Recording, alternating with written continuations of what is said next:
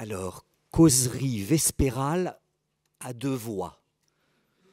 Ne vous laissez pas impressionner, ça veut simplement dire une conférence qui a lieu le soir au moment des vêpres. Hélène ? Eric, bonjour à tous. Je vais vous raconter une histoire. Je vais vous raconter une histoire parce que rien de tel qu'une histoire pour entendre ce qui ne peut pas s'entendre autrement. Lady Chatterley, d'un besoin méconnu de repos, de répit. Le roman de D.H. Lawrence, l'amant de Lady Chatterley, n'évoque pas d'emblée les questions de soins, de lassitude, de répit. Le souvenir ou l'idée qu'on en a en font d'abord un récit érotique. Mais le lire, c'est comprendre qu'avant d'être un hymne à l'érotisme, à la sexualité féminine, ce roman nous fait entrer dans le vif du sujet de la solitude et de la fatigue de l'aidant et de la culpabilité d'aller voir vers un ailleurs. Lady Chatterley, en effet, avant toute passion amoureuse avec le garde forestier, est la jeune femme du châtelain, revenue du champ de bataille, hémiplégique et taiseux. Dans l'adaptation du roman au cinéma, qui est réalisé par Pascal Ferrand, nous découvrons une femme qui est lasse, fatiguée, ne sachant même pas qu'elle est lasse, ne sachant même pas qu'elle est fatiguée. Une femme belle, si belle, ne sachant même plus qu'elle est belle. Nous voyons l'héroïne se regardant dans le miroir et semblant interloquée par l'image de son corps. Elle se regarde comme si elle demandait au miroir de lui renvoyer un reflet d'elle qui pourrait lui donner contour, force, un reflet qui aurait le pouvoir de lui rendre les sensations de son corps. Dis-moi, dis-moi miroir, ô miroir, dis-moi non pas que je suis la plus belle, non, mais dis-moi que j'ai un corps, dis-moi juste que je suis là, que c'est moi, donne-moi mon reflet qui me redonnerait un contour. Je suis si seule, si orientée vers celui qui est mon époux. Donne-moi reflet me redonnant force et vie. Est-ce encore mon visage qui se reflète là? Est-ce mon corps? On la voit alors dans le film d'une manière très belle se toucher le corps, presque étonnée, et retrouver ainsi les prémices des sensations perdues. Elle touche son corps, étonnée, son corps qu'elle a presque oublié tant elle est tournée vers le corps de son époux, dont elle prend soin à chaque instant. Je dis bien vers le corps de son époux, parce que leurs âmes se rencontrent plus guère. Les connivences sont rares, les véritables échanges qu'ils avaient avant sont rares aussi. Chaque matin, elle le lave, chaque soir, elle le couche. On peut imaginer aisément que tout au long de la journée, ses pas et ses activités sont orientés vers lui. Elle en perd tout désir personnel. Elle ne sait même plus qu'elle possède des trésors en elle. Elle ne sait plus ce qui pourrait l'animer. Lasse, elle se retrouve assise devant une tasse de thé, à rêver sans savoir qu'elle rêve, sans horizon. Lasse, elle ne peut plus aligner 3 notes de piano lorsqu'elle se met devant, oubliant qu'elle sait jouer. Lasse, si lasse, elle ne trouve plus de répit que lorsqu'elle s'allonge sur son lit en plein cœur de la journée. Elle est faible, de plus en plus faible, et elle est absente. Elle ne peut ni penser à d'autres lieux, ni envisager quelconque soutien, car elle ne sait pas qu'elle est lasse. C'est ce qu'on a vu depuis ce matin. Elle pense que ça va passer. La question de ce qui lui arrive n'est absolument pas une question. Elle n'a plus aucun recul sur ce qu'elle est en train de vivre. Elle continue de s'occuper régulièrement de son époux. Heureusement, un jour, sa sœur arrive. Elle vient lui rendre visite et elle la trouve couchée, en plein milieu d'après-midi, sans force ni couleur. Le regard de la sœur, qui a un regard extérieur, vient mesurer ce qui est têtu, vient mesurer la fatigue. Seule la présence d'un regard extérieur, d'un autre arrivant de l'extérieur, peut bien souvent prendre la mesure de l'effondrement. L'extrême fragilité passait jusqu'alors totalement inaperçue, de tous et surtout de Lady Chatterley. Elle continue d'ailleurs à en douter lorsque sa sœur lui dit qu'elle est fatiguée. « Mais t'inquiète pas, cela va passer », affirme-t-elle. Mais sa sœur l'oblige à aller voir un médecin. Elle accepte en se disant « de toute façon, il ne va rien trouver ». Elle sait d'avance qu'elle n'a rien. Et pourtant, si, le médecin trouve quelque chose. Il la met en garde contre sa faiblesse extrême et lui demande urgemment d'y remédier. Y remédier? Mais comment y remédier? Il faut vous reposer. Comment faire entendre tout d'abord à Lady Chatterley qu'il est indispensable que quelqu'un vienne prendre le relais? Puis comment le faire entendre ensuite au châtelain? Dans un premier temps, elle restera mutique et opposera un ferme refus. Elle n'est pas fatiguée, elle n'a besoin de rien. Rien ne doit changer. Seule la force de conviction de la sœur permettra qu'après des jours de réflexion, une nurse puisse arriver et s'installer dans la maison pour prendre le relais. Lady Chatterley n'aurait pu soutenir seule ce projet, car elle ne se savait pas à ce point-là exténuée, et elle ne voulait en aucun cas ni abandonner, ni risquer de fâcher son époux. Elle ne peut supporter de lui déplaire. Elle ne peut supporter que sa fatigue à elle ait des conséquences sur lui, qu'il se sente envahi dans sa propre maison à cause de son épuisement à elle. Et vous voyez bien combien là, mon récit évoque tout ce que les proches aidants peuvent ressentir. Elle ne peut pas faire autrement, elle, que de garder une attitude de retrait vis-à-vis de ce projet. Elle s'en remet à sa sœur. Est-ce qu'elle espère que ça va marcher ou pas? On n'en sait rien. Et on pourrait se demander, mais pourquoi le mari, lui, ne s'est pas rendu compte que sa femme, elle était fatiguée? On pourrait quand même se dire qu'il aurait pu voir qu'elle avait besoin d'être aidée. Pourquoi faut-il que ce soit une autre qui le lui révèle? Mais leur relation, elle est peut-être tellement symbiotique qu'ils ne pourraient ni l'un ni l'autre ressentir l'état de fatigue. Et puis pour lui aussi, c'est certainement absolument impossible et horrible, insupportable d'être à l'origine d'un tel malaise chez elle. De sorte qu'il est à lui aussi très difficile d'envisager un nouvel équilibre. Ne jugeons jamais trop vite. Essayons de comprendre toujours avant de juger. Il serait trop rapide et très jugeant de penser que l'attitude de l'un et de l'autre est liée à de l'égoïsme ou du mépris. La surdité, l'aveuglement, vient toujours d'une interaction entre plusieurs facteurs et plusieurs individus. Ici, l'incapacité de l'époux à percevoir l'état d'épuisement de sa femme est certainement due à leur histoire, singulière à tous les deux, à leur équilibre intime, mais aussi à l'attitude de Lady Chatterley. Elle montre rien, elle lui cache, comment pourrait-il savoir? Par conséquent, il n'est question ni de juger l'attitude de l'épouse, ni de juger ou de reprocher quoi que ce soit à la réelle surprise du mari lorsqu'il apprend qu'elle est si épuisée. Nous comprendrons qu'il leur faut à tous deux du temps pour assimiler cette nouvelle. Le temps pour sentir, le temps pour comprendre, le temps pour échanger et changer leur représentation. Seul ce temps permettra petit à petit d'envisager la venue d'une personne extérieure au sein de leur intimité. La nurse arrive, nous la verrons dans ce magnifique film, s'occuper du châtelain et prendre doucement le relais. Nous la verrons aussi garder un œil attentif sur cette épouse très fragile. Les petits conseils délicatement prodigués l'inviteront à sortir, à faire quelques pas dans la forêt. Alors, l'appel des jonquilles, des sentiers, la nature retrouvée, emmèneront ingénument Constance à la petite cabane, le lieu de répit par excellence. Et Lady Chatterley se retrouve Constance. Elle retrouve son nom, son prénom, son identité interne. Elle n'est plus seulement femme d'eux, elle est Constance, avec ses émois et son corps.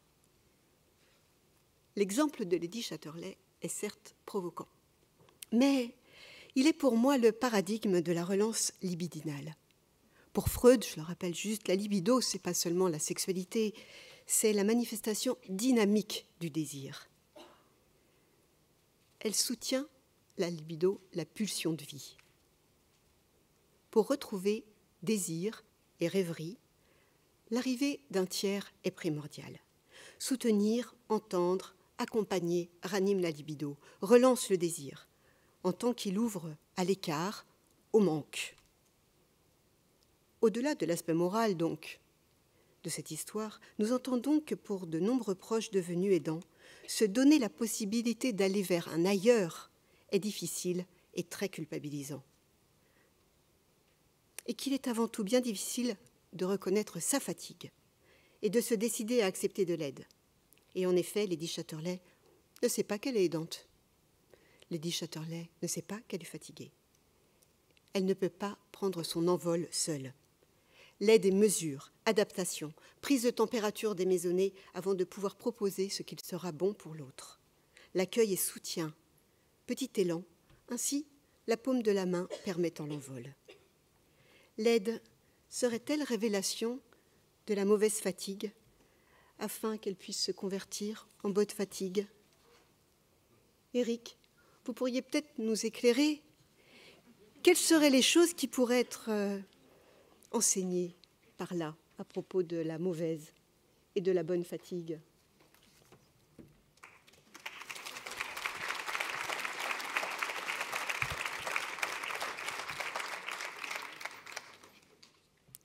Quelles choses par là nous peuvent être enseignées, Hélène? Eh bien que s'il existe en effet une mauvaise fatigue du proche aidant, il ne faut pas désespérer qu'il en existe aussi une bonne. Car si la peste est toujours une mauvaise chose, cela n'est pas forcément le cas de la fatigue, comme nous l'apprit le fabuleux fabuliste. Un mal qui répand la terreur, mal que le ciel inventa pour punir les crimes de la terre. La peste, puisqu'il faut l'appeler par son nom, faisait aux animaux la guerre. Ils n'en mouraient pas tous, mais tous étaient frappés. On n'en voyait point d'occupés à chercher le soutien d'une mourante vie. Nul mets n'excitait plus leur envie. Ni loup ni renard ne guettaient la douce proie. Les hirondelles se fuyaient, plus d'amour, partant, plus de joie. Le roi tint conseil et dit « Mes chers amis », c'est là, bien sûr, vous l'avez reconnu, le début des Animaux malades de la peste de Jean de La Fontaine. Eh bien, toute chose égale par ailleurs, et prenant le risque du ridicule, puisque La Fontaine est définitivement un génie inaccessible, j'ai envie de dire un mal qui répand la terreur, la fatigue, puisqu'il faut le nommer, faisait aux proches aidants la guerre. Ils n'en mouraient pas tous, mais tous étaient frappés. On n'en voyait point d'occupés à chercher le soutien d'une mourante vie. Nul mets n'excitait plus leur envie. Ni loup ni renard ne guettait plus la douce proie. Les hirondelles se fuyaient, plus d'amour, partant, plus de joie. Le président Rohan Chabot tint conseil et dit « Mes chers amis », pardonnez ce petit clin d'œil. En effet, la peste est toujours un mal, il n'est pas sûr que la fatigue en soit toujours un. Certes, ce dont nous parle ici La Fontaine, c'est d'une mauvaise fatigue. Nul mets n'excitait plus leur envie, ni loup ni renard ne guettait plus la douce proie. La formule paraît choisie par La Fontaine pour nous. On n'en voyait point d'occupés à chercher le soutien d'une mourante vie. Ça veut dire, étant donné le langage de l'époque, que tous les animaux ne peuvent plus rien faire d'autre que de chercher le soutien d'une mourante vie. Les hirondelles se fuyaient, plus d'amour, partant, plus de joie. Car en effet, s'il existe de mauvaises fatigues, et je vais les décrire, et je crois que malheureusement les proches aidants les connaissent fort bien, il ne faut pas désespérer qu'ils en connaissent aussi de bonnes. Bien sûr, entre la bonne et la mauvaise fatigue, il existe tout un nuancier, tout un herbier, tout un dégradé de fatigue. Mais pour essayer de clarifier un peu les choses, oui, on peut considérer que sont bonnes la fatigue du sportif vainqueur, la fatigue des amoureux qui ont cueilli dans les bras l'un de l'autre toute la nuit les doux fruits d'amour, la fatigue du proche aidant qui, à la fin de la journée, à la fin de la semaine, à la fin du mois, à la fin de l'année, a l'impression du travail bien fait, du devoir accompli. Évidemment, ces trois personnages sont fatigués, car pour bien accompagner, il faut donner beaucoup de soi pour arriver à cette impression que, à la fin de la journée, On a fait son devoir, on a fait ce que l'on voulait faire. Il a fallu donner beaucoup de soi. Une nuit d'amour où l'on cueille inlassablement dans les bras de l'autre les doux fruits d'amour. C'est une nuit d'amour après laquelle on est assez fatigué. Enfin, l'expérience est pour moi tardive, mais enfin, pour gagner le match, et aimant le rugby, je vois ça régulièrement, il faut en effet tout donner de soi, et il reste très peu de force au rugbyman qui a gagné, aux amoureux qui se sont aimés, aux proches aidants qui a l'impression du devoir accompli. Oui, mais leurs fatigues sont bonnes parce que si le corps est fatigué, l'âme ne l'est pas. La joie de la victoire, la joie de l'amour partagé, ce que Kant appelle le plaisir moral du devoir accompli, font qu'il n'y a pas besoin de dormir beaucoup pour retourner pour le premier au jeu, pour le second à l'amour, pour le troisième à l'aide. Et en effet, mes trois personnages, certes, sont fatigués, mais vont dormir du sommeil du juste. Et le sommeil du juste est un sommeil qui n'a pas besoin d'être très long pour être réparateur. Ont-ils même besoin de dormir après un match gagné, après une nuit d'amour partagé?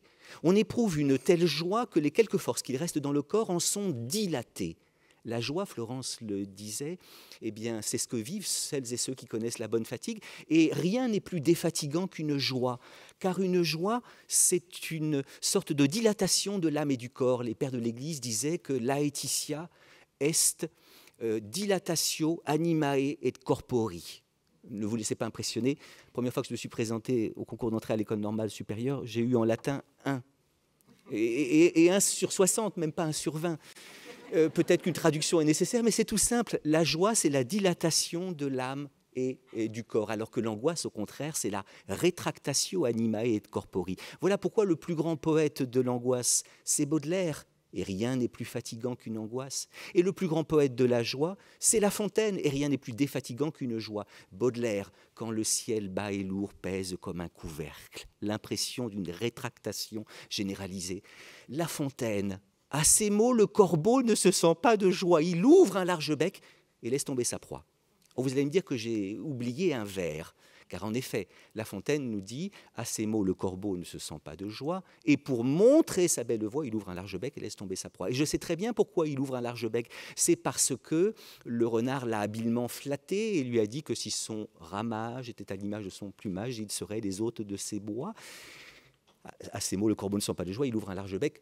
Mais je pense que même s'il n'y avait pas eu de fromage, même s'il n'y avait pas eu de libido camemberti chez le renard, je suis absolument sûr qu'un corbeau joyeux et que tout être vivant joyeux ouvre un large bec. La joie, c'est la dilatatio. Souvenez-vous de la joie présidentielle qui nous fut montrée un jour de 1998 à la télévision. La France est en finale de la Coupe du Monde de football, comme disait mon grand-père. Et ce qui est déjà un peu miraculeux, car on a toujours perdu. Coluche disait que le foot, c'est un sport qui se joue à 11 et la France perd toujours à la fin. On est en finale, on est en finale. Et contre la meilleure équipe du monde, c'est-à-dire le Brésil, et petit miracle, un premier but de la tête de Zidane, un deuxième but de la tête de Zidane, mais il reste encore 25 minutes, on a très peur que, comme d'habitude, la France perde à la fin. Et à peu près 20 minutes avant la fin, je crois qu'Emmanuel Petit marque un but. À ces mots, le Chirac ne se sent pas de joie. Il ouvre un large bec et laisse tomber sa joie, n'est-ce pas? C'est cette joie du sportif vainqueur, cette joie de l'amoureux qui est aimé, qui dilate les quelques forces qu'il reste. Alors, parlerai-je de joie au sujet du proche aidant? Je parlerai plutôt, même si elle existe, d'un plaisir moral. C'est une expression de Kant. Kant est un philosophe qui a battu toute sa morale sur l'idée qu'il y a toujours un écart entre ce que l'homme est et ce qu'il devrait être, entre ce que l'homme est et ce qu'il voudrait être. Alors que le phacochère parfait, le phacochère adulte est un phacochère parfait qui réalise parfaitement bien la phacochéricité en lui, aucun être humain ne peut dire qu'il est parfait, qu'il est exactement comme il veut être, exactement comme il doit être. Mais il arrive, et c'est heureux, qu'il y ait dans nos vies des moments où on se dit « là, j'ai été bien ». Oh, ça ne durera pas, mais j'ai été bien, j'ai été comme je voulais être, j'ai été comme je devais être. Et c'est ce que Kant appelle le plaisir moral. Le plaisir moral. Ça a été dur, mais mon Dieu, il est apaisé. Il m'a même fait un sourire, il m'a même serré la main, ce qu'il n'avait pas fait depuis des jours et des jours. Et j'ai l'impression que son sommeil, ma foi, est serein. j'en éprouve une sorte d'apaisement, plaisir moral, joie, c'est ça, la bonne fatigue, une fatigue du corps, et au fond pas une fatigue de l'âme, car l'âme est rafraîchie, défatiguée par le souvenir de la joie, de la victoire ou de l'amour, ou par le souvenir du plaisir moral enfin conquis. Mais il y a aussi la mauvaise fatigue. Et par symétrie toute simple, je dirais qu'il y a la mauvaise fatigue du sportif vaincu, des amants qui ne sont pas victorieux, je ne serai point trop précis, du proche aidant qui, à la fin de la journée, à la fin de la semaine, à la fin du mois, à la fin de l'année, a l'impression du travail mal fait, du devoir inaccompli. Et ces trois personnages, en effet, sont fatigués d'une mauvaise fatigue parce que la angoisse, la tristesse, la rancune, toutes ces passions tristes qui fomentent en eux font qu'ils ne vont même pas trouver dans le repos, dans le sommeil, le repos, le répit espéré. Ces trois personnages, par symétrie, je forge cette formule, vont dormir du sommeil de l'injuste. Et le sommeil de l'injuste est un sommeil qui n'est pas réparateur, voyez. C'est le sommeil dans lequel on tombe comme une masse, ce n'est pas le sommeil dans lequel on se glisse voluptueusement, tel Montaigne, ou tel Philippe Noiret dans Alexandre le Bienheureux. Montaigne qui disait qu'il aimait tellement bien dormir qu'il se faisait réveiller pour voir à quel point c'est agréable de s'endormir. Philippe Noiret dans Alexandre le Bienheureux, vous savez, hein, sa femme le fait travailler toujours et puis il veut enfin se reposer et elle meurt d'un accident. Tout le village passe devant Alexandre et on demande à Alexandre ce qu'il va faire. Et Noiret répond avec sa voix de violoncelle ou plutôt de basson: dormir. Dormir. Il faut prendre le temps de prendre son temps. Et vous le voyez en effet se lever dans le sommeil. Non, le sommeil de l'injuste, c'est un sommeil dans lequel on tombe comme une masse. Ce n'est pas le sommeil dans lequel on se glisse, c'est le sommeil dans lequel on tombe comme une masse. Et après on se réveille, on ne sait même plus où on était. Un sommeil qui ressemble à la mort. Platon disait que la mort c'est un sommeil sans rêve, voyez. Ou alors c'est un sommeil traversé de moments d'insomnie. Parce qu'on n'arrive pas à dormir, parce qu'on sent son souffle inégal, parce qu'on se fait des reproches, parce que vraiment la situation est difficile. Ces insomnies, Baudelaire en parle magnifiquement, ces vagues terreurs de nos affreuses nuits qui compriment notre cœur comme un papier qu'on froisse. Eh bien malheureusement, la mauvaise fatigue des aidants, ça existe. Et cette mauvaise fatigue, qui souvent est d'autant plus grande qu'elle n'ose s'avouer, c'est lui qui a légitimité à être fatigué. Il a un cancer terrible, il a Alzheimer, il a une sclérose latérale amyotrophique, il est handicapé. C'est pas moi qui vais dire ma fatigue. Et donc, je la retiens pour moi. Et une fatigue que je retiens en moi, facilement se transforme en une forme de ressentiment, en une forme de rancune. Vous voyez, cette rancune qui est une façon de se baigner toujours dans la même mare et d'y croupir. Alors que les joyeux, en effet, ne se baignent jamais dans le même fleuve, comme disait Héraclite, parce qu'ils sont pris par cette poussée libidinale, dirait Hélène, qui fait en effet qu'ils ont l'impression que la vie, c'est l'invention de possible. La rancune, c'est la sempiternelle répétition du même. C'est une immanence conservatrice, alors que, au contraire, la joie est mouvement, création, vitalité qui guérit les blessures. Et en effet, la mauvaise fatigue donne lieu à cette rancune, à ce ressentiment. Elle change parfois radicalement la nature de la maison. Alors, ce qu'on était bien dans cette maison, c'est une maison bleue, adossée à la colline. On y vient à pied, on ne frappe pas. Ceux qui vivent là ont jeté la clé. Oui, mais la maison bleue de se transformer en un huis clos sordide, où ceux qui se sont jadis tant aimés ressemblent maintenant aux Jean Gabin et à la Simone Signoret que nous donne à voir le chat de Simon et de Granier de Fer. J'ai une maison pleine de fenêtres en large et en long. Mais non, la maison pleine de fenêtres de se transformer en un espace confiné qui sent le renfermer. Et l'odeur propre à chaque maison, parce qu'une famille c'est d'abord une certaine odeur, d'être remplacée par une odeur qui rappelle trop celle de l'hôpital, un mélange incertain, en tout cas peu joyeux, d'odeurs d'éther, de mauvaise soupe et d'urine. Et à ce moment-là, en effet, pour arriver à continuer d'être comme on veut être, pour arriver à continuer d'être comme on espère être pour l'autre, handicapé ou vieux ou malade ou qu'importe, eh bien, il faudrait peut-être être un saint ou un héros. Car en effet, quelque différence qu'il puisse y avoir entre le saint et le héros, ils ont ceci de commun qu'ils ne sont pas affectés par la fatigue. Le saint de l'Évangile, dit Corneille, sait dans la fatigue être sans lassitude. Quelque charge qu'il porte, il n'en sent point le poids, il sait rendre léger les plus puissants fardeaux. Ça, c'est vrai du Christ en tant que vrai Dieu, pas en tant que vrai homme. Hein, même quand il est épuisé de fatigue, le Christ n'est jamais là d'être attentif à autrui. Quelque charge qu'il porte, il n'en sent point le poids. Il sait rendre léger les plus puissants fardeaux d'une pichenette de la volonté épiphanique. Mais nous ne sommes que des hommes, mais nous ne savons pas, quand nous sommes fatigués, ne pas être là. Et ce poids, nous le sentons en effet. Les héros, bah oui, le baron de Munchausen, un héros un peu magicien, arrive à un moment dans une clairière, il s'y avance d'un pas sûr, malheureusement les sables y sont mouvants. Et les sables mouvants, je trouve que c'est une bonne métaphore de la mauvaise fatigue, parce que vous savez que tous les efforts qu'on fait pour ne pas tomber dans les sables mouvants, nous y font tomber plus vite. Le remède accroît le mal. Et alors, en effet, on s'enfonce dans les sables mouvants. Alors, la tête essaie de tenir un peu. C'est pas grave, j'en peux plus, je suis crevé, mais c'est pas grave, je l'ai épousé pour le meilleur et pour le pire. C'est le pire, mais puisque j'ai promis. Mais il y a un moment, la tête passe avec le reste. Or, savez-vous comment ce magicien se sort? En se tirant lui-même par les cheveux. Il sort du marécage, petit saut périlleux, même pas mal. Ce qui prouve qu'il avait des cheveux et non pas une moumoute ou un toupet ou un cal. Non, on ne se tire pas seul des sables mouvants de la mauvaise fatigue. Quand on est dans un sable mouvant, il nous faut une branche. Cette branche, c'est la main d'autrui. C'est la main de celle qui est venue retransformer Lady Chatterley en Constance. Encore que moralement, l'appeler Constance. Enfin, donc, vous l'avez fait exprès, Hélène. Et puis alors en effet, ne jugeons pas, parce que ce qui m'agace souvent chez les moralistes, c'est qu'ils s'adressent à un sujet en forme. Essayez de pratiquer les vertus d'Aristote, la patience, le courage, l'altruisme, quand vous êtes épuisé de fatigue. Un homme épuisé de fatigue est facilement plutôt lâche que courageux, plus facilement impatient que patient, plus facilement égoïste qu'altruiste, parce qu'il faut déjà se porter soi-même. Alors s'il fallait en plus porter l'autre, voilà l'écho que je voulais donner à votre magnifique récit, Hélène. Et je terminerai, avant de vous redonner la parole, en rappelant une belle expression de la langue française qui dit qu'une lettre qui n'est pas arrivée à son destinataire est une lettre en souffrance. Si l'on renverse l'expression, on comprendra qu'il n'est pas de pire souffrance que celle qui ne trouve pas son destinataire, ou alors qui trouve un destinataire indifférent ou sourd.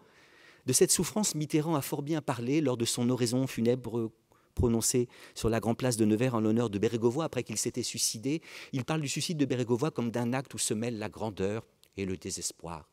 Grandeur d'un homme qui a su choisir son destin. Désespoir d'un homme qui a souffert à n'en pouvoir le dire, à ne pouvoir se plaindre. Toutes les explications du monde ne seront justifiées qu'on ait jeté. Enfin, je m'arrête. Et alors, en effet, souffrir à n'en pouvoir le dire, à ne pouvoir se plaindre. Et le simple fait d'être écouté, n'est-ce pas, Hélène, la source vive du vrai répit?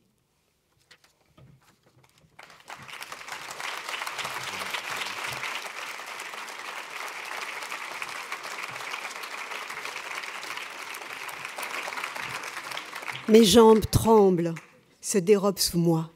Qui pourra me suivre, m'accompagner, m'entendre ? Me disait un malade.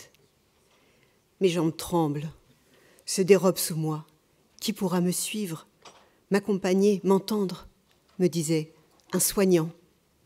Mes jambes tremblent, se dérobent sous moi. Qui pourra me suivre, m'accompagner, m'entendre ?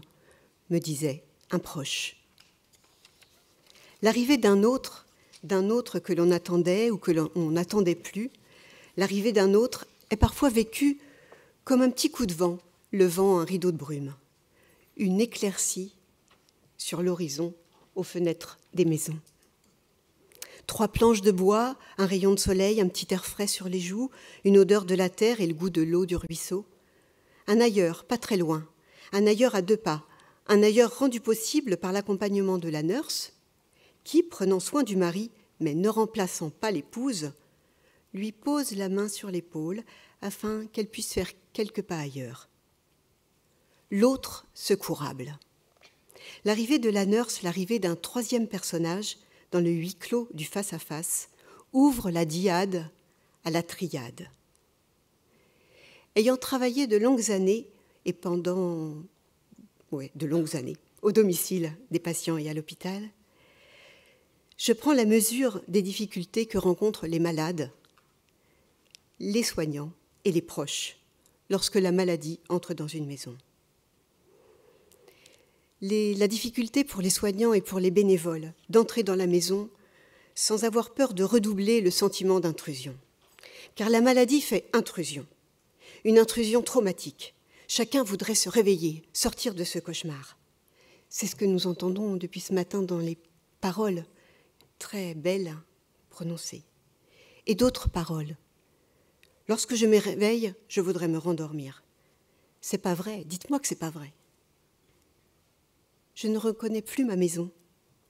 Non seulement elle est envahie par le lit médicalisé, par le linge qui s'amoncelle, par les médicaments et tous les pansements. Ça encore, c'est normal. Il en a besoin. Mais, vous savez, il y a toujours du monde qui passe. Je suis comme à la tête d'une petite entreprise. Je ne sais jamais à quelle heure les soignants vont passer. Quand est-ce que je dois les attendre? Je dois être là, disponible. Même aller faire ma toilette est difficile, car c'est toujours à ce moment-là qu'il sonne. Je suis à la merci des passages et de la maladie. Je n'ai plus de temps ni d'espace pour moi. Nous entendons combien toute la vie de la famille est désormais organisée autour des consultations médicales répétées, des traitements lourds, des agendas qui se remplissent non plus de projets de vacances, mais de visites aux spécialistes. Les traitements sont lourds, ils empêchent de s'éloigner de l'hôpital et rendent plus malades encore que la maladie elle-même. Les soignants viennent à la maison sans que nul ne sache l'heure exacte. Rien, mais rien, ne vient alléger le quotidien. Le cauchemar se renforce, encore lorsque les spécialistes ne se concertent pas.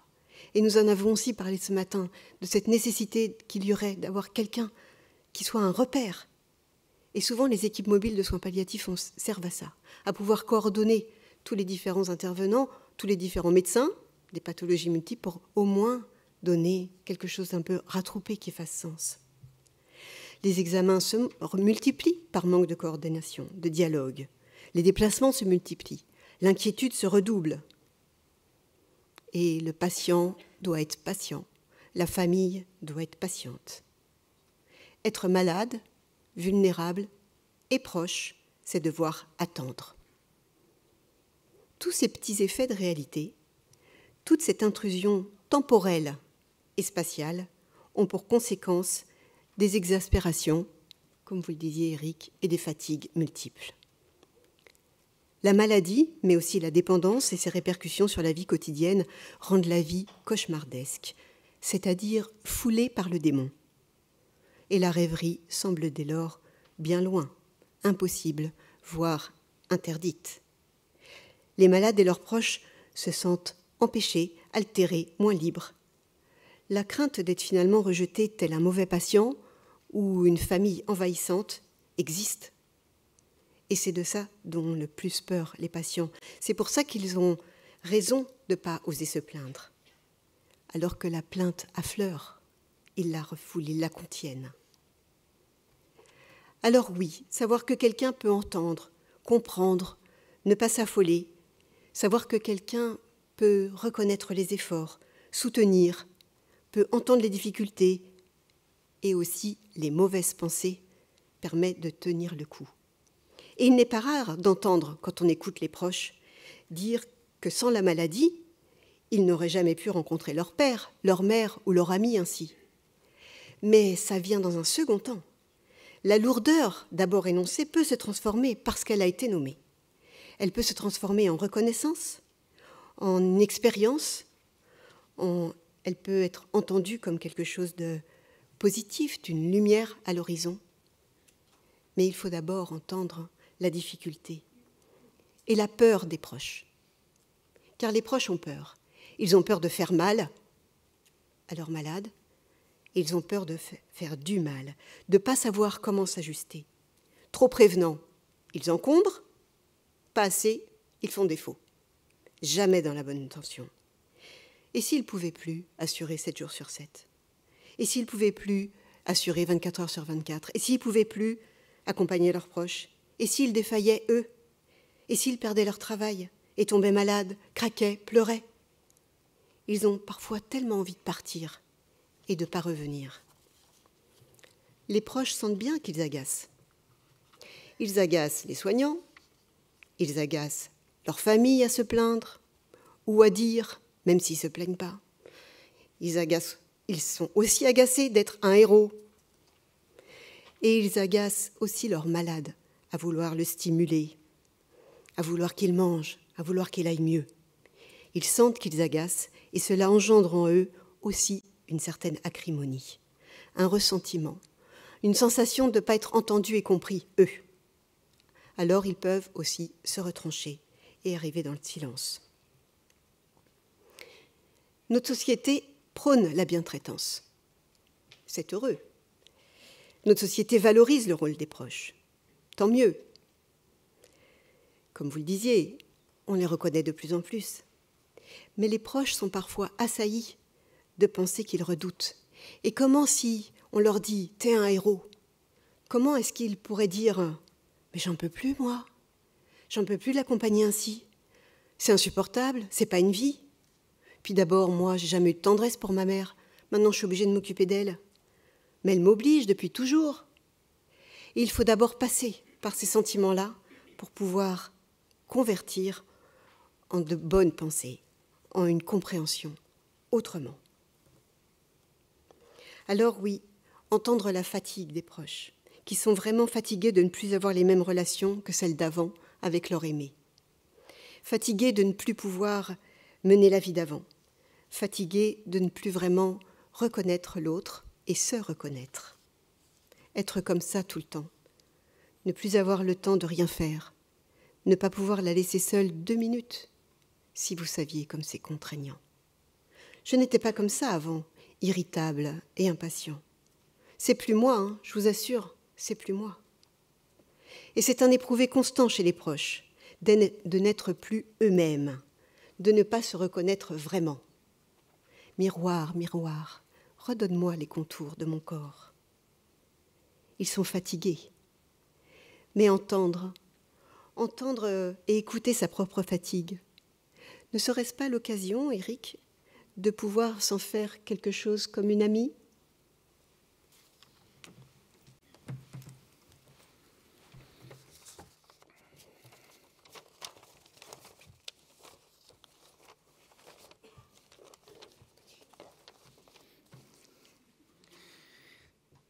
Oui, Hélène.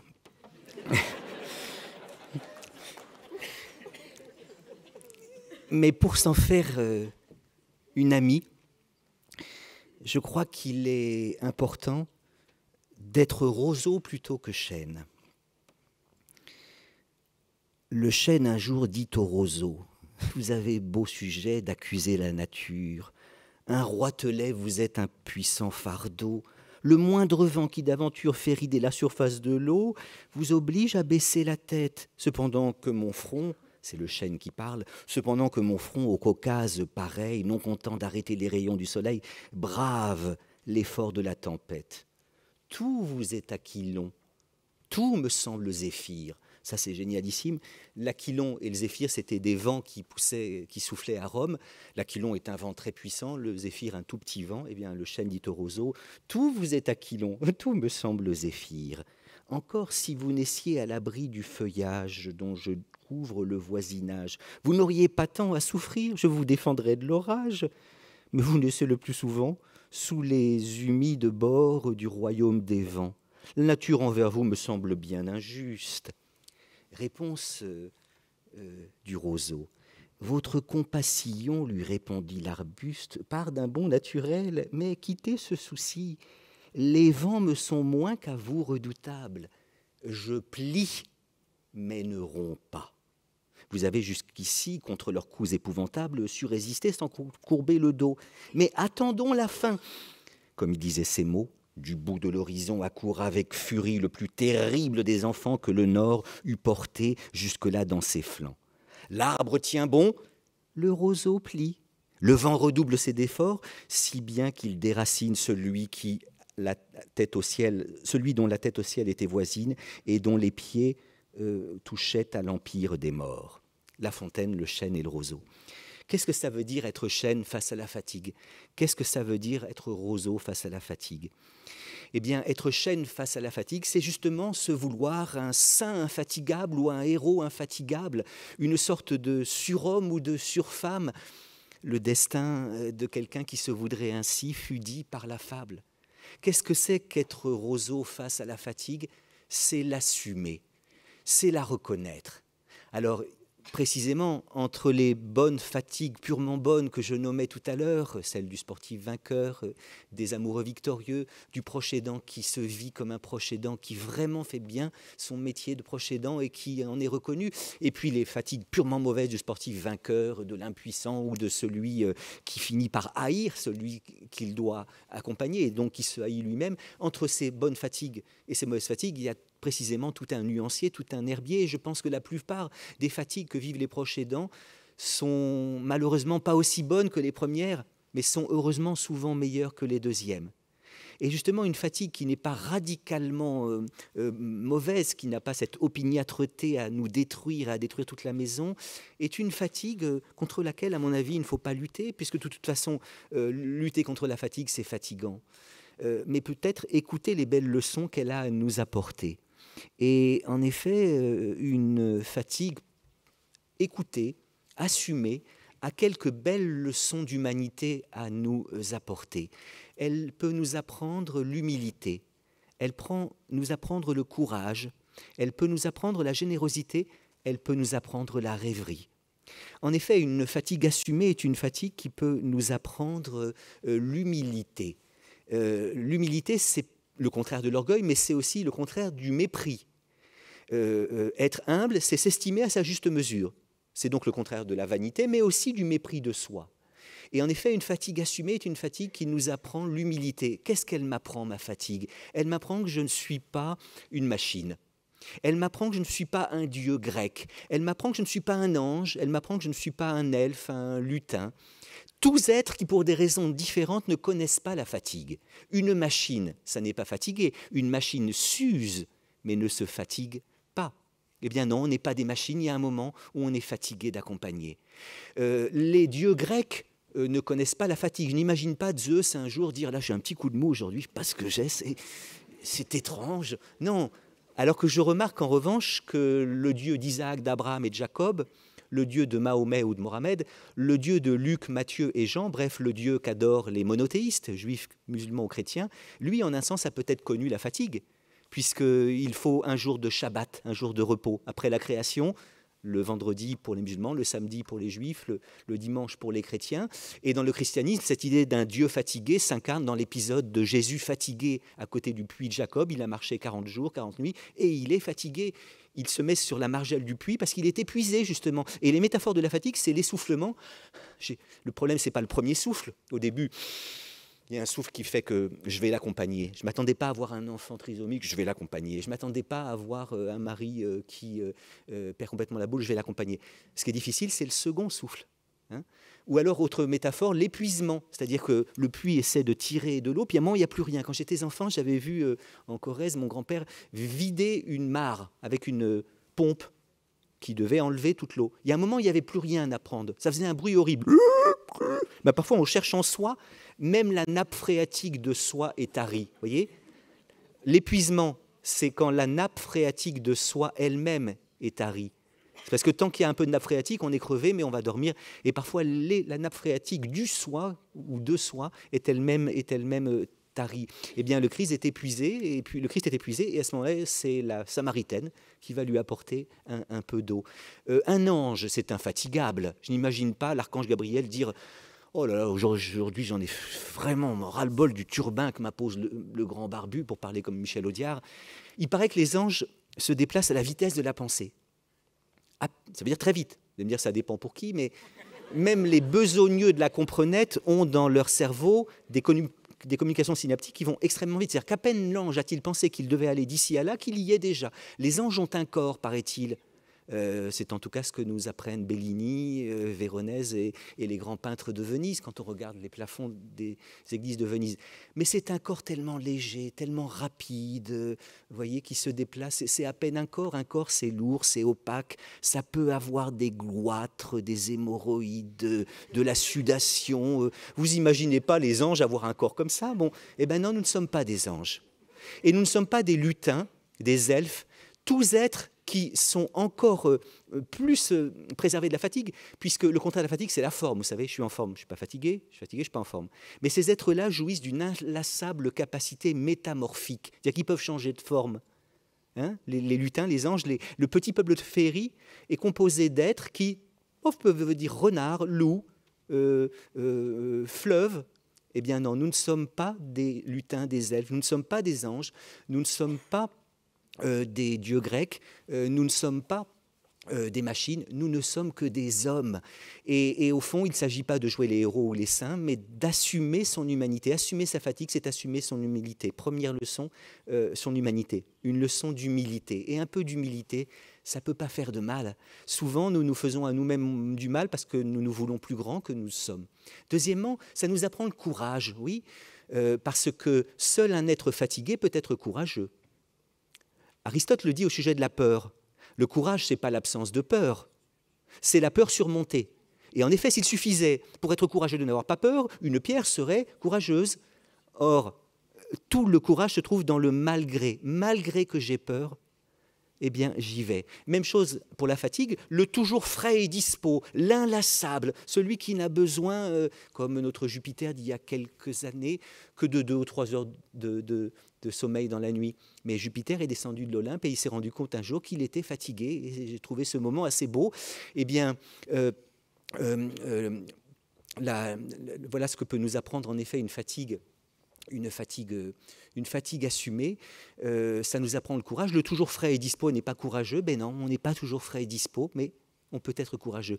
La fatigue nous apprend la générosité parce que je pense que se préserver, s'économiser, se réserver, être toujours dans le donnant-donnant, dans le talion de bienfaisance, vous voyez, je pense que c'est mal vivre. Quand on aime vraiment la vie, on prend le risque de la fatigue. Se réserver, s'économiser, s'épargner, ce n'est pas un remède à la fatigue, c'est un symptôme de la fatigue. Il ne faut vraiment pas aimer la vie pour se réserver, s'économiser, être toujours dans le calcul de ce que je donne. Alors, il ne faut pas être prodigue de soi, mais il ne faut pas non plus être avare de soi. La générosité, c'est la juste mesure entre l'avarice, c'est-à-dire le manque de générosité, le vice par défaut, et la prodigalité, qui est l'excès de générosité. Eh bien justement, une fatigue assumée nous apprend la générosité. Il ne s'agit pas d'être prodigue parce que j'ai plus rien à donner, j'en peux plus. Mais il ne s'agit pas non plus d'être avare. Peut-être que ce que nous laisserons de plus beau quand nous aurons quitté cette terre, c'est justement nos poches sous les yeux, nos rides, qui sont l'indice que nous nous sommes parfois fatigués pour les autres. Il arrive que nous soyons fatigués par les autres. Oh mon Dieu, oui. Et il en est d'ailleurs certains qui sont spécialistes. Il y a des gens, à peine on les a rencontrés, je ne sais pas, ils ont épuisement. Et il y a des gens, au contraire, qui vous défatiguent. Mais se fatiguer pour les autres, c'est justement ce qui nous apprend la générosité, c'est-à-dire que ça nous apprend que se donner, ça n'est pas se perdre. Se donner, ça n'est pas se perdre. Il y a des choses qui peuvent se donner sans se perdre. Et même plus on les donne, plus on en a. Je veux dire par là, si je vous donne ma cravate et que vous me donnez la vôtre, chacun des deux repartira avec une cravate. Pas la même, mais avec une cravate. Mais en revanche, si je vous donne une idée que je fais mienne et que vous me donnez une idée que je fais mienne, on partira tous les deux avec 2 idées. C'est encore plus génial que la multiplication des pains. Donner un savoir, ça n'est pas le perdre, c'est en avoir encore plus. Et se donner, ça n'est pas se perdre. Enfin, une fatigue assumée peut nous apprendre la rêverie. La rêverie, puisque lorsqu'on ne lutte plus contre la fatigue, on se retrouve dans un état bachelardien. Bachelard est l'auteur qui a le mieux parlé de cet état intermédiaire qu'il y a entre la veille et le sommeil. C'est l'état de rêverie, la rêverie éveillée. On n'est pas totalement lucide, objectivant, en pleine forme comme l'homme éveillé. On n'est pas totalement disparu du monde comme l'homme qui dort. On est une espèce d'agent double. Et lorsqu'on ne lutte plus contre la fatigue, eh bien, elle nous apprend un rapport plus doux à nous-mêmes, au monde et aux autres. Les autres ne sont plus des êtres à conquérir, mais des fragilités à préserver. Le monde, on le voit mieux quand on est fatigué, parce que quand on est fatigué, eh bien, on laisse son regard flotter. Vous savez, comme font les peintres impressionnistes, comme fait la cathédrale de Rouen, comme fait Monet qui regarde la cathédrale de Rouen. Il y a beaucoup de chaleur. En été, la nature se met à danser, vous voyez, le monde se met à danser. Et puis un rapport plus doux à soi-même. Eh bien, c'est cette rêverie, justement, qui me semble encore possible lorsqu'un proche aidant qui ne connaît pas la radicale mauvaise fatigue, parce que celle-ci a une opiniâtreté dans la mauvaiseté qui fait on ne peut pas s'en faire un ami, une amie. Mais lorsque le proche aidant eh bien, a une fatigue qui n'est pas trop mauvaise, qu'il a pu la dire, qu'on l'a compris, eh bien, il assume cette fatigue, assumant son humanité, découvrant en lui un peu de courage, pas le grand courage, la bravache des héros, mais, ma foi, quelque chose comme une justesse. Vous savez, la figure que j'ai envie de vous proposer, c'est la figure du juste. Le proche aidant n'a pas vocation à être un héros, n'a pas vocation à être un saint, mais qu'est-ce que c'est qu'un juste ? Un juste, c'est quelqu'un qui a sauvé quelques juifs pendant la guerre. Et quand on dit au juste, c'est admirable ce que vous avez fait, il dit, oh non, moi j'ai fait que mon devoir. Il n'aime pas qu'on l'admire, vous voyez. La gloire du héros est éclatante. La gloire du juste est mate. Le héros a besoin de reconnaissance et des applaudissements du parterre et des hurrahs du paradis. Le juste s'en passe facilement. Eh bien, un juste proche aidant, c'est quelqu'un qui, ayant été écouté, peut écouter sa fatigue, et écoutant sa fatigue, eh bien, apprend qu'un peu d'humilité, un peu de courage, un peu de générosité, et surtout un peu de rêverie, ça ne peut pas faire de mal. Hélène, parlez-nous un petit peu de la rêverie.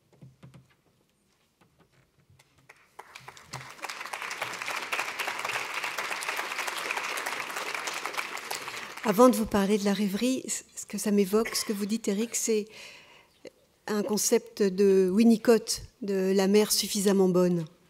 Et souvent, je me dis que si les aidants, ils pouvaient être suffisamment bons, c'est-à-dire pas des super aidants, ni des aidants dramatiques, mais juste suffisamment bons. Et pour ça, il y a besoin d'un autre qui les accompagne pour pouvoir savoir qu'ils sont suffisamment bons. Un autre qui le voit et qui vient soutenir ce holding. Mais la rêverie, pour revenir, la rêverie qui serait comme un vrai répit, en fait. Rêverie, répit. Il me semble que vraiment c'est la journée où il faut que nous parlions du répit. Un colloque qui doit bien en parler un peu. Car je suis convaincue, vraiment convaincue, que les aidants ont besoin et droit au répit. Mais pourtant, il me semble important d'interroger ce mot, ce concept qui est assez nouveau. L'interroger parce que dans ma pratique, et vous aussi dans vos pratiques, vous en avez témoigné ce matin et en début d'après-midi, il y a du risque à ne pas savoir d'abord ce que c'est que le répit et tous les sigles par lesquels on assène la population nouvelle, ou les signes nouveaux où on assène la population. Mais il y a aussi le risque de l'injonction. Il faut vous reposer. Vous avez droit au répit, mais on ne sait pas ce que c'est, le répit. Et puis, il faut.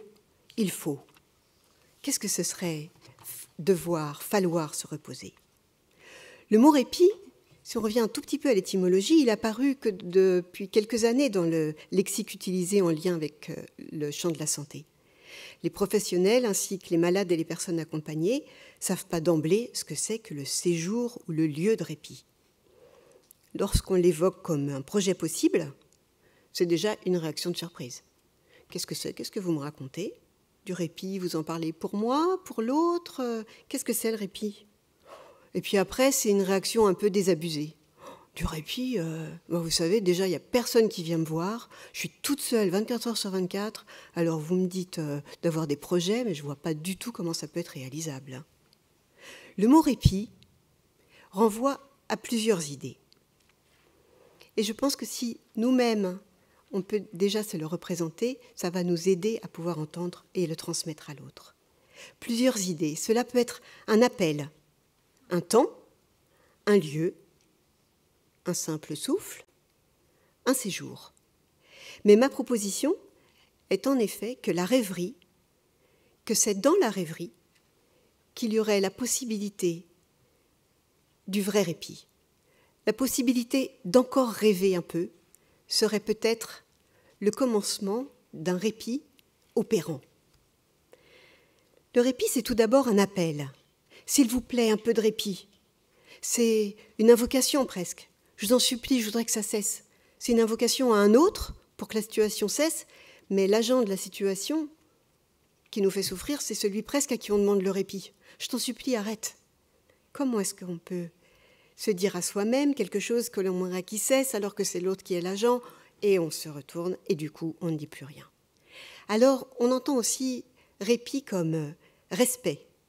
Respect, répit, ils ont la même origine étymologique, du latin respectus. Vous comprenez, Rick, respectus, 1 sur 60. Mais ça voudrait dire alors tenir en respect. C'est aussi tenir à distance, garder un écart qui pourra permettre de différencier les besoins de la personne aidée des besoins de la personne aidante. Parce que ce n'est pas si évident de distinguer les besoins. Souvent, l'aidant se met à soigner son malade comme il aimerait lui-même être soigné. En oubliant de lui demander « Qu'est-ce que tu aurais besoin ? Qu'est-ce que je pourrais faire pour toi ?» Les familles sont de plus en plus sollicitées pour prendre le relais des soignants à domicile. Elles ont sans cesse à s'adapter au projet médical, aux lots d'annonces qui font osciller entre espoir, découragement, à l'état d'aggravation de la santé, à l'évolution des traitements, au petit mieux, au relais, au retour à domicile, à s'adapter aussi au fait qu'à la maison on a besoin d'eux et à l'hôpital ils sont rejetés. Ils sont sans arrêt à devoir s'adapter en fonction des situations. Ils sont aussi à devoir s'adapter aux humeurs des soignants, des auxiliaires de vie, des bénévoles qui viennent à la maison, parce que personne, puisqu'on est tous des humains, n'est égal d'humeur. Par conséquent, comme les proches doivent toujours s'adapter, ils ont tendance, et nous le voyons et nous l'avons entendu, à se négliger. Ma première idée, c'est vraiment d'aller vers eux. Et on l'a vu quand on parlait du temps de Covid, tout à l'heure, ce matin, c'est vraiment aller vers eux. À un moment, on n'a même plus l'énergie d'aller demander de l'aide à l'autre. Ils ne savent pas qu'ils sont fatigués, ils ne savent pas qu'ils sont aidants. Donc, on va aller vers eux. Et ça, ce n'est pas banal pour un psy. Les psys, généralement, ils attendent la demande. Mais ce que m'a appris ma pratique d'intervenir à domicile pour aller voir des patients malades et leurs proches, c'est que d'aller vers et d'être curieux et d'entendre ce qui se passe dans la maison était donner l'opportunité aux aidants de pouvoir parler d'abord de leurs malades pour ensuite parler d'eux. On est bien là, loin d'une injonction. Il faut vous reposer, il faut que vous me parliez de vous. Ah non, non, non, ils ne peuvent jamais vous parler de vous. D'eux, d'abord. Ils peuvent d'abord, et de moi non plus d'ailleurs, mais ils peuvent d'abord parler de leurs malades, et c'est parce qu'ils vont parler de leurs malades qu'ils pourront enfin parler d'eux. Donc surtout, soyons très délicats. Entrons dans la maison avec tempérance. Ils ont besoin de délicatesse, les proches, pour parler de ce qui pourrait les soulager. Ils ne le savent pas d'emblée. Ils ne savent pas reconnaître en eux. Parce que aussi, nous avons l'expérience d'entendre que si on demande à l'autre ce qu'il souhaite, on va être dérangé. Et c'est peut-être pour ça qu'on ne le demande pas. C'est-à-dire, prendre le risque de demander à l'autre ce qu'il souhaite, c'est prendre le risque d'être surpris et d'être un peu ennuyé parce qu'on ne pourra pas le lui donner. Parce que ce qu'on imagine de bien pour l'un, ce ne sera absolument pas ce que lui va nous dire. Et là, on va être comme avec un petit croche-patte. Et il faudra pouvoir continuer d'entendre sans vouloir résoudre trop vite. Parce qu'il est difficile parfois d'être confronté à des désirs ambivalents, contradictoires. Un aidant, il pourra dire le matin à l'auxiliaire de vie qu'il veut absolument un séjour de répit, avec une belle maison, une piscine, il sait exactement, il a déjà regardé sur Internet, tout lui va bien. Et puis, quand la psychologue arrive, une piscine ? Non, mais tu veux vraiment que tu me vois dans une piscine ? Et ça, c'est de l'expérience connue. Donc après, les deux protagonistes, l'auxiliaire et la psy, quand elles se rencontrent, elles n'ont pas la même vérité. Si jamais elles ne se rencontrent pas, elles peuvent rester à se dire sur leur vérité. Moi, j'ai raison, il m'a dit ça, moi, j'ai raison. Non, les deux, ils ont raison. On a tous raison d'entendre là où le patient nous parle, au moment où il nous parle. Vouloir aider absolument l'autre, n'oubliez jamais, et ça peut paraître un peu bizarre, mais n'oublions pas que c'est une intrusion. Vouloir aider l'autre, c'est être une intrusion dans le monde fragile de l'autre, qui tout d'abord ne veut pas forcément être aidé, mais être entendu avant d'être aidé. Pour autant, la démarche n'est pas vaine, mais entendons. Entendons le chagrin, entendons la fatigue, entendons la joie. Alors, on pourra commencer à fomenter un projet de répit. Et le projet de répit, ce sera déjà une manière d'entrer avec l'autre dans sa vie bouleversée. Ce sera déjà une manière de l'accompagner, de voir. Ce sera déjà une manière d'une transformation. Les propositions de répit sont déjà, pour moi, le répit. C'est ce que j'appelle le répit psychique. La proposition, dès le début de la proposition, il y a déjà la rêverie qui se met en place. Et l'offre de répit va commencer à se faire à deux, à plusieurs, l'un avec l'autre. Une question qui m'a souvent interrogée, c'est pourquoi, alors qu'on organise des projets de répit, ils sont mis en échec et ils ne se réalisent pas. Pourquoi, alors que tout est bien ficelé, l'assistante sociale a tout bien mis en place, c'est d'accord, il doit partir demain, et finalement, au dernier moment, le patient, le proche, ils ne veulent plus, et ça ne se fait pas. Pourquoi est-ce que c'est si difficile de prendre soin de soi?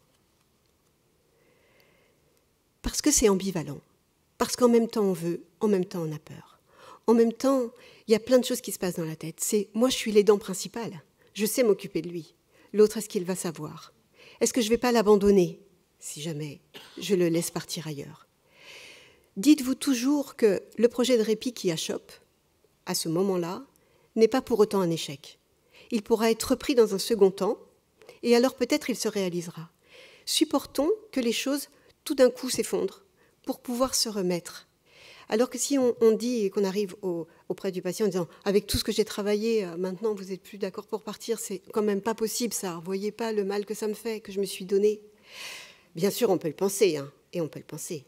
Mais parlons avec nos collègues, échangeons sur le fait que vraiment, c'est vraiment difficile parce que je m'étais donné beaucoup de mal, et puis qu'en plus, là, justement, il y avait une place libre. Et il n'en profite pas. Eh bien non, il n'en profite pas, mais il en profite à sa manière. Parce qu'il reprend le pouvoir, il reprend sa singularité, il reprend son autonomie face au répit qui ne peut pas se faire là, mais qui se fait dans sa tête, qui chemine et qui pourra peut-être se faire. Du répit imaginaire au répit réel, il faut du temps. Et puis, qu'est-ce qui va se passer après le séjour de répit? C'est bien beau le répit, mais après, je vais revenir, ce sera pareil. Ce sera pareil et peut-être même pire parce que vous m'aurez fait goûter au paradis et j'aurais pu le paradis. Eh bien, ce que je peux répondre, c'est que oui, vous aurez goûté à quelque chose de très bon. Vous aurez rencontré des gens qui vous auront entendu, qui auront fait que la situation déjà fait que ça change parce que vous aurez été entendu l'aider et l'aidant ensemble. Et puis ça aura été. Ça aura été, et même si on est très triste de rentrer à la maison après, et j'ai en tête un patient qui était parti en séjour de répit dans sa maison de campagne, avec toute une organisation autour, et qui était revenu extrêmement déprimé. Et j'avais pu accueillir avec lui sa déprime comme quelque chose, ben oui, c'était pourquoi il était déprimé? Parce que ce n'était pas tout à fait le rêve qu'il s'était imaginé. Le répit imaginaire était beaucoup meilleur que le répit qu'il avait vécu finalement. Et puis, quand il rentre, il retrouve exactement tout comme avant. Son lit au milieu du salon, les fenêtres qui doivent baisser les rideaux pour ne pas avoir le soleil dans les yeux. Mais on a repensé ensemble à tout ce qu'il avait vécu, aux tout petits détails, aux petites choses qui commençaient à le réanimer, à lui redonner le goût, de retracer ce qu'il avait vécu. Et ça, c'était déjà du répit, et c'était encore du répit, et du répit psychique. Sac et ressac, mouvement entre cauchemar, rêve, rêverie, entre possible et impossible. Alors, attention aussi, pas d'injonction à rêver. Je ne suis pas là pour dire rêver. On ne va pas mettre dans les hôpitaux ou dans les maisons une cellule de rêverie, comme j'avais entendu une fois après une intervention. Non, la rêverie, c'est l'espace qui va émerger.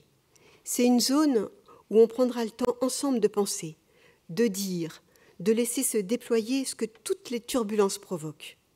La rêverie, c'est la perspective d'un horizon plus doux. C'est à partir de là, doucement, que va se dessiner en creux la relation. En creux, de nouveaux horizons, comme une alcôve.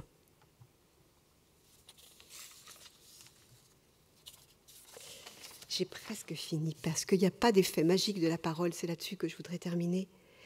Que la parole, on dit toujours il faut parler, parler ça va aller mieux, parler ça va convertir, parler ça va... Mais les psychologues, ce n'est pas des sauveurs, pas plus que ça fait partie d'une équipe. Et j'insiste beaucoup sur le partenariat, le fait qu'on ne peut jamais travailler les uns sans les autres. Les psychologues font vraiment partie de l'équipe pluridisciplinaire en lien avec des philosophes qui nous aident à penser, avec des auxiliaires de vie, avec des soignants de tous ordres. Point d'effet magique de la parole ici, mais l'expérience mystérieuse que parler, que de mettre en récit, que de partager avec un autre qui ne veut rien, ni pour, ni à la place de celui qui souffre, allège et transforme. La parole n'a pas d'effet magique. Elle révèle que l'âme a bien des mystères. Pour les aidants, alors, moins terrorisés par leurs cauchemars, par leurs pensées, par leurs rêves fous, les aidants ouvrent un espace avec un autre, un espace de rêverie qui dynamise l'étonnement de la vie. Le répit, alors, est un lieu où le temps ne passe pas pareil, où le temps est suspendu mais dense, présent. En somme, oui, le temps de la rêverie, comme vous le disiez, Éric, avec Bachelard. Un temps où le corps et l'âme se relient enfin, un temps où les sensations frissonnantes ravivent la joie en soi. Entendre les personnes aidées ou les proches ouvre ainsi un espace ressource, un espace de rêverie, dont la musique, Éric, peut-être est l'une des étoffes. Oui, Hélène.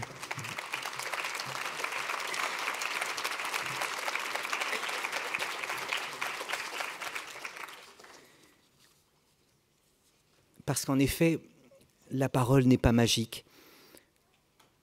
Dans cette causerie vespérale à deux voix, nous avons parlé, vous en psychologue, moi en philosophe, et cette causerie vous a permis de rencontrer Lady Chatterley, un chêne, un roseau, le Christ, Montaigne, Philippe Noiret, bien des personnages.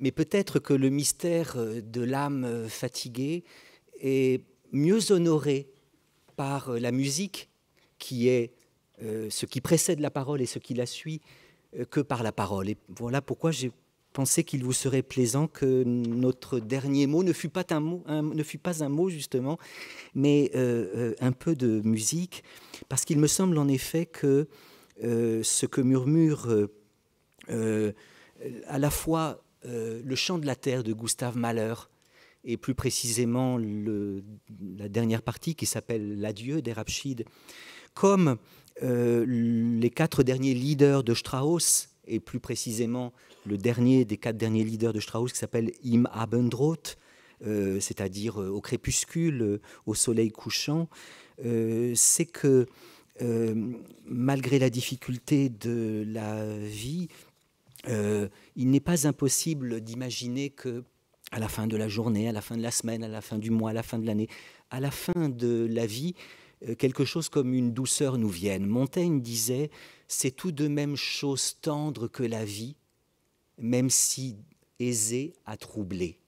Oh, la vie est chose très aisée à troubler, et l'immersion dans la maison du handicap, de la maladie, du grand âge, peuvent en effet en troubler jusqu'aux assises. Mais comme le dit Montaigne, c'est tout de même chose tendre que la vie. Et il me semble que c'est ce que nous dit magnifiquement Strauss dans le dernier des 4 derniers leaders. On aimerait que dans nos vies, à la clarté des matins, réponde l'accomplissement lumineux des midis, puis la tendresse des crépuscules. Mais je pense malheureusement qu'il n'en va pas ainsi. Nos destins rarement bénis, rarement maudits, sont confus. On regarde dans le miroir son visage enténébré qui n'a point de réponse pour nous. Il n'est pas sûr que sous les haillons du quotidien se cachent des robes d'or, des robes couleur de lune, des robes couleur du temps. Cependant, il me semble que vous, comme moi, Hélène, nous avons essayé, à mots hésitants, fragiles, désarmés, nous avons essayé de dire tous les deux qu'il y a en chaque être humain quelque chose comme une réserve magique. En tout cas, la possibilité de cette réserve, la possibilité d'une grâce qu'il ne faudrait pas trop gaspiller. Aider les dents épuisées à la retrouver, lui permettre à la fin du jour, à la fin de la semaine, à la fin du mois, de l'année, de la vie, de sentir que le soleil peut venir étreindre amoureusement la terre, de sentir que là, dans la tendresse du crépuscule, le cosmos peut devenir tendre, comme si le regard humain l'avait apprivoisé, s'était rendu tout d'un coup sensible aux sollicitations imprécises du cœur humain. Voilà ce que nous racontent Eichendorff et Strauss dans le dernier des 4 derniers leaders. La parole est de Eichendorff, la musique de Strauss. Voilà ce qu'il dit. Dans la peine et dans la joie, nous avons marché main dans la main. De cette errance, nous nous reposons maintenant dans la campagne silencieuse. Autour de nous, les vallées descendent en pente, le ciel déjà s'assombrit, seules 2 alouettes s'élèvent rêvant dans la brise parfumée. Approche, laisse-les battre des ailes, il va être l'heure de dormir. Viens que nous ne nous égarions pas dans cette solitude, ô paix immense et sereine. Alors, musique ?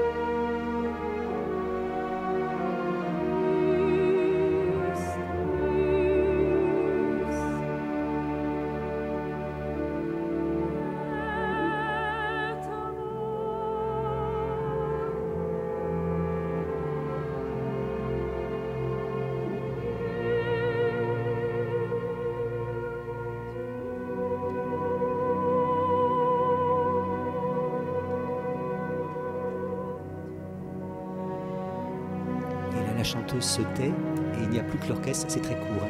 Mais j'aimerais qu'on écoute jusqu'au bout parce que vous allez entendre les deux alouettes. Écoutez bien.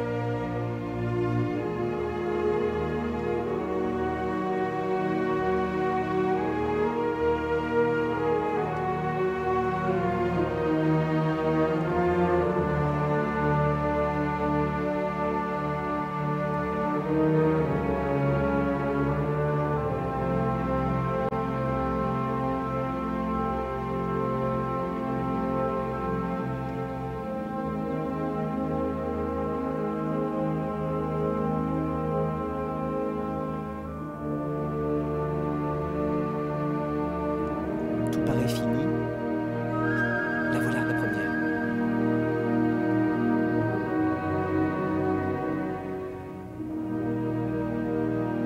La deuxième.